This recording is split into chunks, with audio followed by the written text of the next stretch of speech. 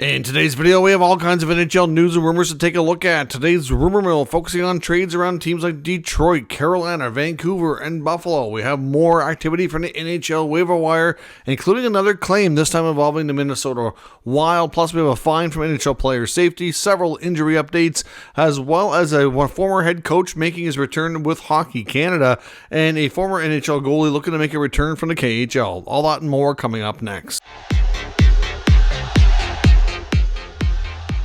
So welcome back to another video here at Top Shelf Hockey. As I mentioned, we have lots to discuss here today, all kinds of news and some trade rumors to take a look at here in a few minutes' time. First up, we got a pretty busy day again from the NHL waiver wire. More activity, notable here around the league. Of course, another claim and more players on waivers today. So, of course, we saw yesterday that the Oilers had placed left shot defenseman Travis Dermott on waivers. He was picked up by the Minnesota Wild.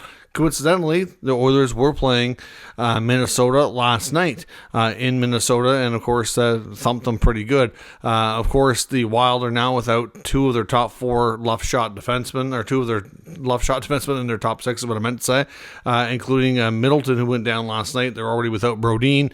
It was believed that there was reports from reporters in the building that you could see Wild management kind of getting together and discussing what might be going down, a way to bring in a defenseman is kind of what was speculated, and they pulled that off here. Of course, Dermott would be handy to pick up and be easy to get into their organization, into their lineup, because he would have been in Minnesota with Edmonton already. So he goes from Edmonton to Minnesota. We have two players on waivers from the Islanders with Oliver Wahlstrom and Pierre Engvall. Of course, Engvall had been on waivers previously. He's got a long-term contract. It's not working out, not producing.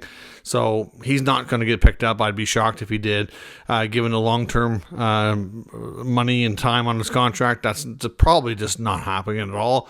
Wahlstrom, on the other hand, is only signed for this year, just around $1 million. So you never know. I mean, he's due for a fresh start. I think he's overdue for probably about a year to 2 years on that. Former first-round pick that came into the league with a lot of high hopes and has not fulfilled them. Like I said, I've been saying for a long time that I think he just needs a fresh start.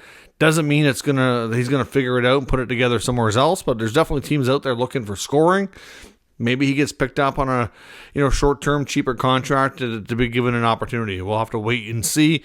At the very least, the Islanders are closer to getting guys like Duclair and Barzal back, and they can bury these guys in the minors and get over $2 million in available cap space. So either way, it helps their situation if these are players that are not really producing anyway. So we'll see what happens on that tomorrow. Lots of injury updates. We saw the Maple Leafs lose goaltender Anthony Stolarz last night. Of course, not something you want to see. Of course, wasn't really clear on what happened. Joseph Woll came out to play the second period. As I had stated before, both great goalies, both playing well. My biggest concern for both of them is their injury history, and you hope that they can overcome that. And Stolarz has done pretty good the last few years. Now, the belief out of Toronto today, and we haven't got an official update or confirmation, but word around the team is that it's nothing too serious and that he won't be out too long. They have recalled Dennis Hildeby because he will miss a little bit of time, but no real clear answer on the exact amount. But it sounds like it's probably not going to be a long-term thing, which is good because he's been really, really solid for them this year. A bunch of other updates around the league. We talked yesterday about the fact that Jack Drury had a hand injury. We knew he's going to miss some time. The Canes updated things today saying he actually required a surgery on his hand, and he's going to be out for at least a few weeks. So we're going to say 2 to 3 weeks for right now. But, it could drag into January, a little bit later. It's hard to say because they were kind of vague on their timelines, to be honest. They just said a few weeks, and a few usually means 2 to 3. So we'll see. We're going to wait and see what happens with Evan Bouchard. The Oilers defenseman was, to me, with no good reason, shoved by Ryan Hartman last night in the Minnesota game, well after the game was out of hand on the scoreboard. Unnecessarily shoved, and he went hard into the goalpost. He did appear to be hurt, left the game, didn't return, and we know he's being evaluated. We don't know if he's going to miss time or where things stand, but another key member of the Oilers that could be out for a while now. And as I mentioned, Jake Middleton in that same game was injured in the very first shift, hurt his hand. They already announced he's going to be on long-term injury reserve, so that's certainly not good for his recovery. He's going to be out for at least, probably at least a month. So we'll have to see. Now in Chicago, we got word today they've recalled Frank Nazar. Of course, he's leading the American Hockey League in rookie scoring right now. So nice to see him get an opportunity here. The Ottawa Senators today recalled forward Cole Reinhardt. Not sure if he's going to get into the lineup or not. I know they're in Carolina today for a road game. It's the only game on the NHL schedule tonight.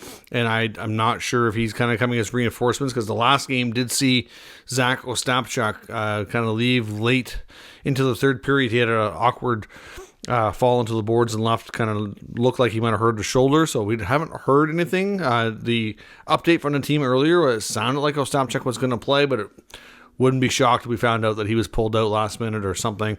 Either way, Reinhardt is back up with the big club. And the Red Wings announced this morning that Cam Talbot re-aggravated his lower body injury. I swear sometimes goalies just can't stay healthy.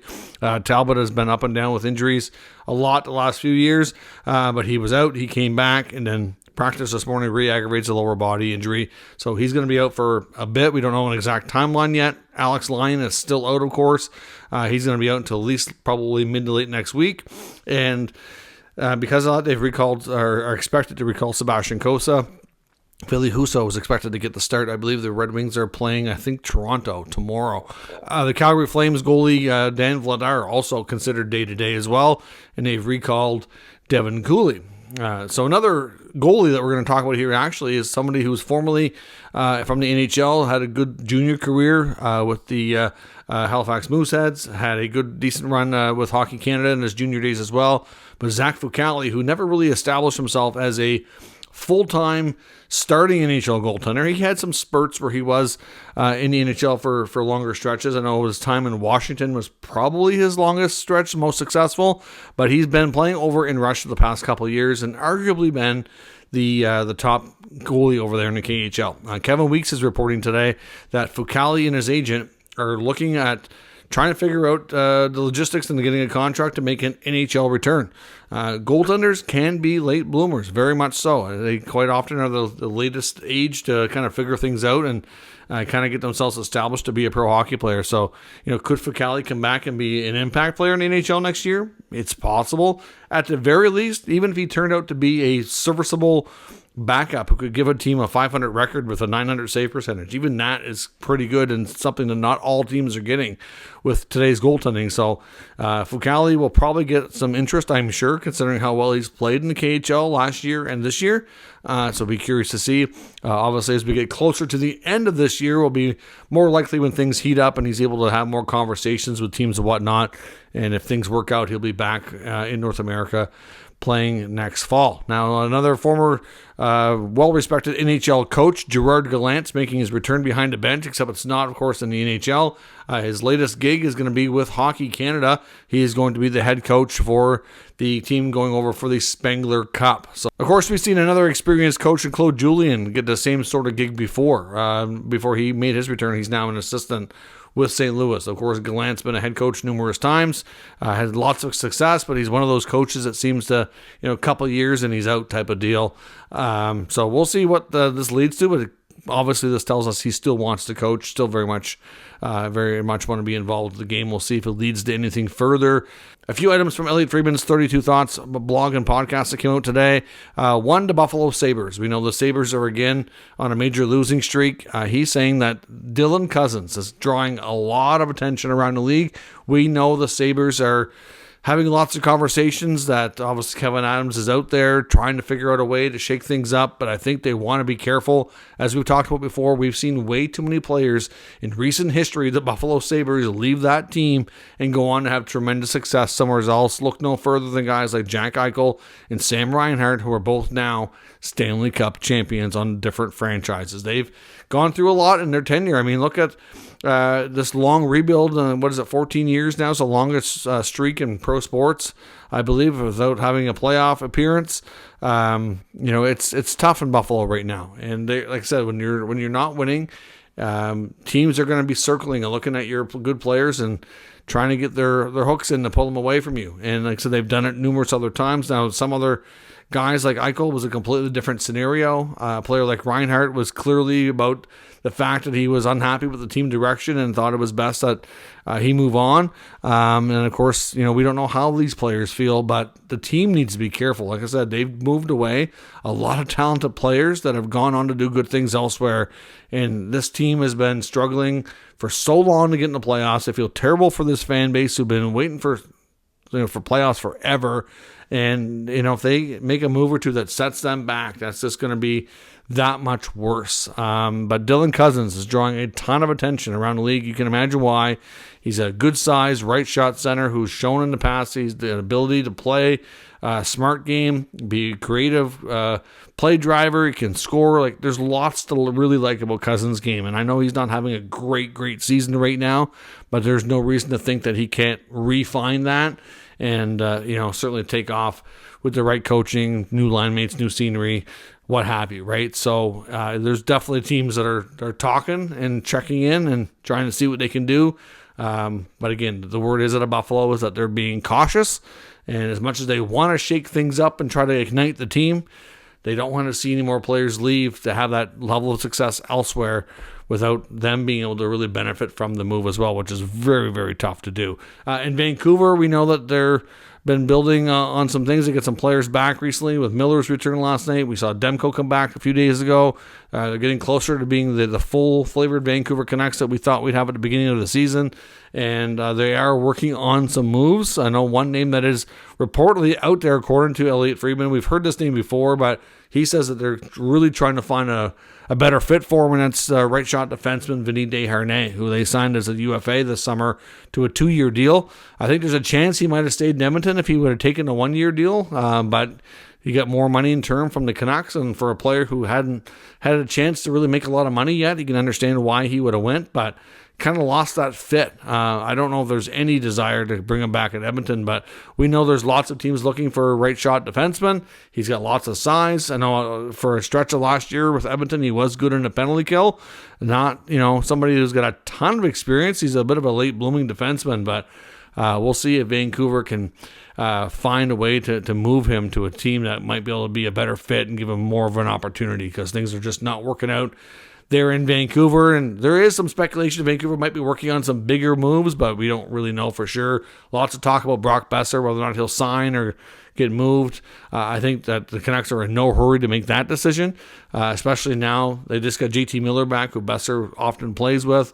Got a goal last night. I think they want to see what they have here with everybody healthy before they really make anything too major. But if you look at what they did last year, picking up Elias Lindholm, speaking of which, he actually got hurt last night for the Bruins in their loss to the Kraken. I'm not sure if he's going to be out or not.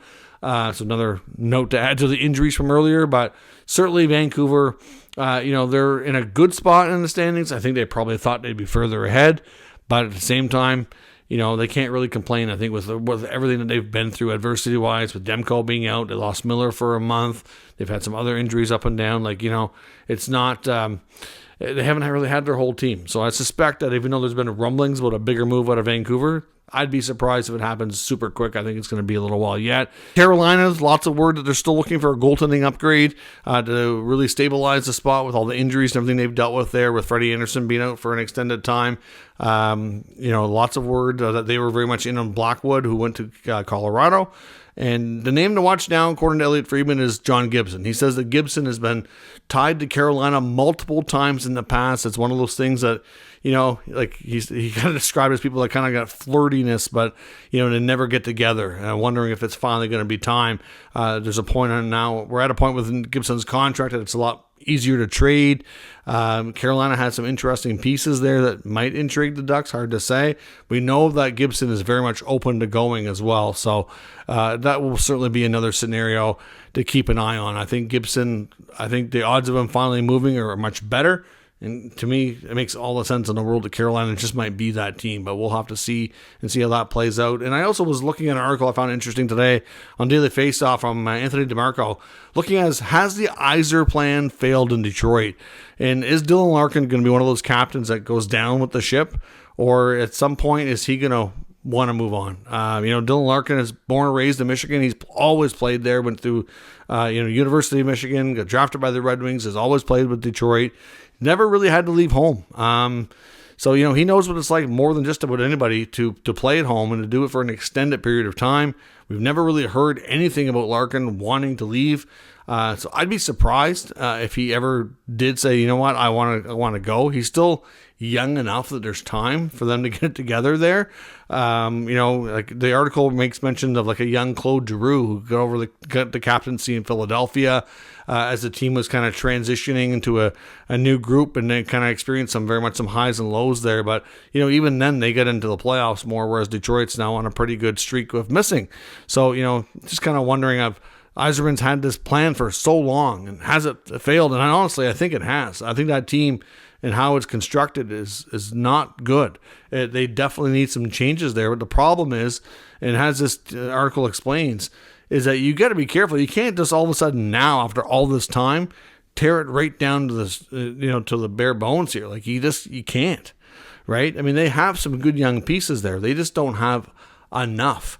And they don't have all the veterans that they've brought in to kind of try to accelerate things. A lot of them have not worked out. Even look this year, even Patrick Kane's not to the level he was last year. Tarasenko hasn't produced at a high level. Kopp wasn't a good signing. Comfort's been okay, but not great. Like there's a lot of guys that they brought in trying to upgrade things and move things along, and it hasn't worked. And, I think Derek Lalonde is definitely on the hot seat. I'd be surprised if he goes too much further if the losing continues. You have to start to wonder, at what point is ownership going to be questioning Steve Yzerman? He's been there a long time and hasn't really made any progress, really, like significantly when it comes to the standings and whatnot. I know obviously some talk about, this article kind of talks a bit about Larkin, like I said, but I don't think we really have any reason to think he wants to go anywheres. But that's going to be the question. Like we've heard a lot about Brady Tkachuk in Ottawa. It's the same thing there. He's captain. He's signed long-term. He's obviously a very competitive guy, wants to win, not getting it done. At what point do they want out? And at what point are they content to be like, this is my team, I'm not leaving. Like, I want to win here. So, at the same time, though, with Yzerman, he's had a way longer at the helm than Ottawa after going through an ownership change and GM change just in the past year. So the Yzer plan is definitely failing for sure, but how do you fix it? It's a tough call. All these veterans that are just not working out, and really, what do you do there? Let me know what you think. What does Detroit need to do to really change things, and what options do they really have? Let me know down in the comments. We'll discuss further. If you're new to the channel, of course, make sure you subscribe and stick around. We'll keep you up to date with the latest news, rumors, and analysis of all 32 NHL teams. Thanks for watching. I'll catch you next time.